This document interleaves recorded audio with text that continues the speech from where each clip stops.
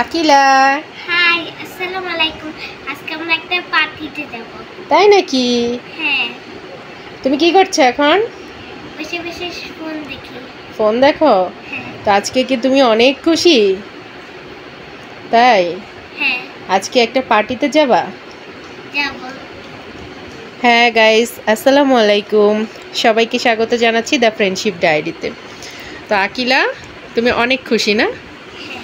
আচ্ছা, আজকে আমরা একটা পার্টিতে যাব। তো কোথায় যাব অবশ্যই আপনাদের সাথে শেয়ার করব।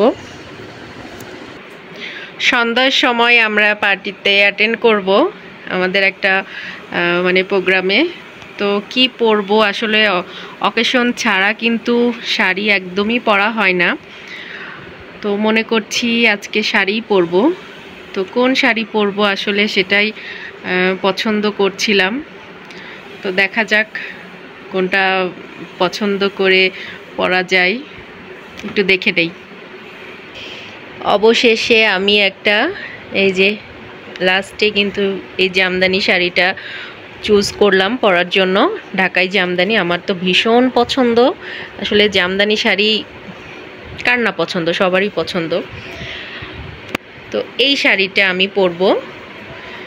শাড়ির রংটা কিন্তু সেভাবে ক্যামেরাতে আসছে না, হালকা কেমন একটু কলাপাতা টাইপের। তো এই শাড়িটার সঙ্গে দেখা যাক কি কি অর্নামেন্টস পরি, এগুলো একটু গুছিয়ে নেই। আমি এই যে অর্নামেন্টসগুলো নামিয়ে নিয়েছি, যেহেতু আমি হিজাব পরবো এই জন্য লং মালার মধ্যেই নিয়েছি।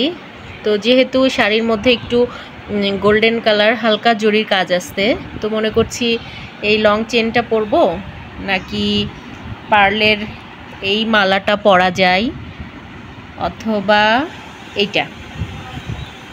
আমার মনে হচ্ছে পার্লের এই সেটটা পরলে বেশি ভালো লাগবে।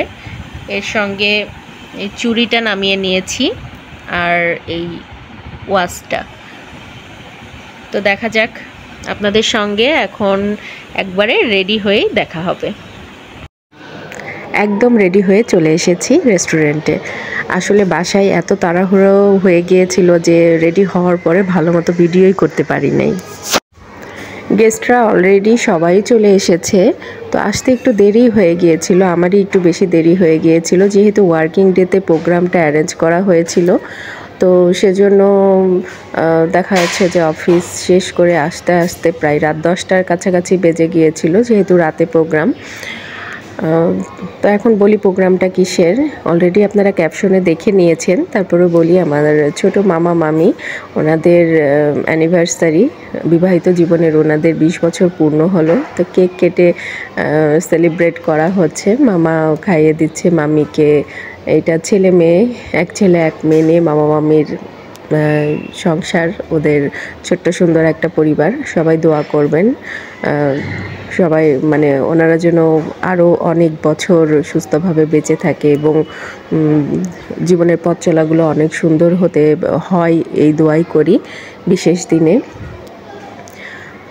তো যেটা বলছিলাম, আসলে প্রোগ্রামটা অনেক বেশি বড় করে করা হয় নাই, একদমই নিজের আত্মীয় স্বজন সবাইকে নিয়ে একটা ছোটোখাটো প্রোগ্রাম, গেট টুগেদার একটা রেস্টুরেন্টে আয়োজন করা হয়েছিল।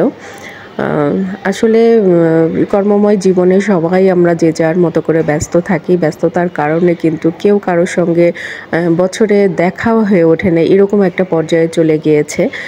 তো কোনো একটা উপলক্ষ যদি হয় তাহলে সবাই মানে নিজের আত্মীয় স্বজনগুলোর সঙ্গে দেখা হয়, একটু একে অপরের খোঁজ খবর নেওয়া, গল্প গুজব, আড্ডা, একটা মানে ভালো একটা সময় পার করা যায়। তো সবাই আমরা বেশ হ্যাপি এক হতে পেরে, অনেক দিন পর আসলে সবার সঙ্গে দেখা। তো এখন খাওয়া দাওয়ার আয়োজন চলছে, এখনই কেক কাটা হয়ে গিয়েছে, এখন আমরা সবাই মিলে খেতে বসবো।